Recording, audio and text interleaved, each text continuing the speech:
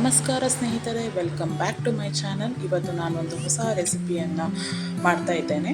ಮಡಕೆಯನ್ನು use ಮಾಡಿ ಒಂದು recipe ಇದು.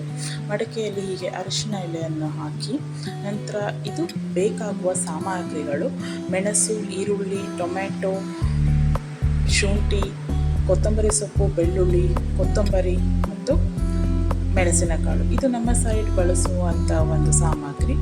ಜುಮ್ಮನಕಾಯಿ ಆಪ್ಷನಲ್ ಅದು, ಮತ್ತು ಹುಣಸೆಹಣ್ಣು. ಇಷ್ಟು ಬೇಕಾಗುವ ಸಾಮಗ್ರಿಗಳು. ನಂತರ ಆ ಅರಿಶಿಣದ ಮೇಲೆ ಮೀನನ್ನು ಹಾಕಬೇಕು. ಉಪ್ಪು ಮತ್ತು ಅರಿಶಿಣವನ್ನು ಸೇರಿಸಬೇಕು. ಅರಿಶಿಣ ಒಳ್ಳೆ ಫ್ಲೇವರ್ ಮತ್ತು ಮೀನಿಗೆ ಒಳ್ಳೆ ಫ್ಲೇವರ್ ಕೊಡ್ತದೆ.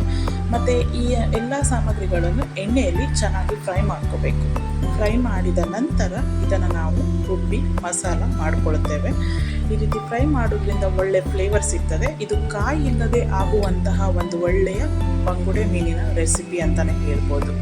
ನಂತರ ಈ ಮಸಾಲವನ್ನು ನಾವು ಮೀನೇನು ಹಾಕಿರ್ತೀವಲ್ಲ, ಅರಿಶಿನ ಮತ್ತು ಉಪ್ಪು ಹಾಕಿ ಅಲ್ಲಿ ಮಿಶ್ರಣ ಮಾಡಬೇಕು. ಚೆನ್ನಾಗಿ ಕಲಿಸಬೇಕು. ಇದನ್ನು ಮಸಾಲವನ್ನು ಸ್ವಲ್ಪ ಟೈಮ್ ಬಿಡಬೇಕು. ಅದರಿಂದ ಸ್ವಲ್ಪ ಮಸಾಲ ಮೀನಿಗೆಲ್ಲ ಹಿಡಿಯುತ್ತೆ. ಹಾಗಾಗಿ ನಂತರ ಇದನ್ನು ಒಲೆ ಮೇಲೆ ಇಟ್ಟು ಚೆನ್ನಾಗಿ ಬಿಸಿ ಮಾಡಬೇಕು. ಇದು ಒಂದು ಒಳ್ಳೆಯ ಫಿಶ್ ರೆಸಿಪಿ. ನೀವು ಬೇರೆ ಫಿಶ್ ಕೂಡ ಟ್ರೈ ಮಾಡ್ಬೋದು, ತುಂಬ ಚೆನ್ನಾಗಿ ಬರುತ್ತೆ. ನಾನಿಲ್ಲಿ ಬಂಗುಡೆ ಫಿಶನ್ನು ಟ್ರೈ ಮಾಡ್ತಾ ಇದ್ದೇನೆ.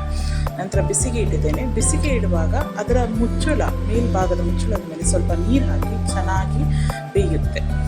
ನೋಡಿ, ರೆಸಿಪಿ ರೆಡಿ ಆಗಿದೆ. ಎಷ್ಟು ಚೆನ್ನಾಗಿದೆ ರೆಸಿಪಿ. ನಾನು ಕುಚ್ಚಲಕ್ಕಿ ಅನ್ನದ ಜೊತೆ ಇದನ್ನು ಸರ್ವ್ ಮಾಡ್ಕೊಳ್ತಾ ಇದ್ದೇನೆ. ಕುಚ್ಚಲಕ್ಕಿ ಅನ್ನ ತುಂಬ ಒಳ್ಳೆಯದಾಗ್ತದೆ ಫಿಶ್ ರೆಸಿಪಿಗೆಲ್ಲ. ನಮ್ಮ ಕರಾವಳಿ ಸೈಡ್ ನಾವು ಇದನ್ನು ಯೂಸ್ ಮಾಡ್ತೇವೆ. ತುಂಬ ಒಳ್ಳೆಯದು. Thank you. ಮುಂದಿನ ವಿಡಿಯೋದಲ್ಲಿ ಸಿಗುವ.